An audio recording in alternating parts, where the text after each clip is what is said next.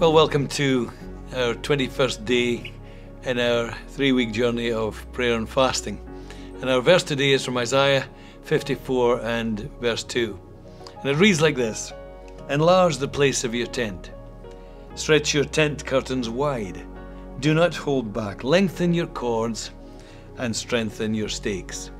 So on this last day, I wanted to say a big thank you. Big thank you for journeying right through the 21 days. If you've managed to go all the way through, then way to go. Thank you, and I trust that you've managed to connect with God over these 3 weeks, and I trust that you've managed to disconnect from yourself in these last 3 weeks. But as we finish today, the question really is, so what does all this mean? What has happened to you in these last 3 weeks? What has God said to you, and what are you going to do?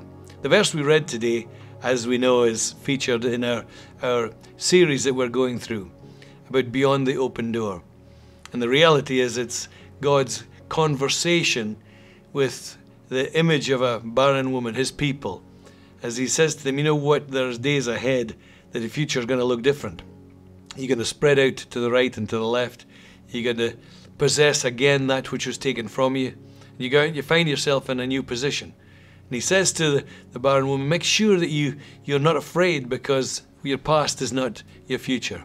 And then, of course, he comes to this verse, which is the implementation for you and for me. It's the challenge for us as we step forward into everything that God has for us. And it's got 3 interesting and dynamic verbs that we want to just share this morning for a moment. It's about strengthening your stakes. It's about lengthening your cords. It's about stretching yourself out, I guess, and it's about enlarging. You see, strengthening is that issue of stickability.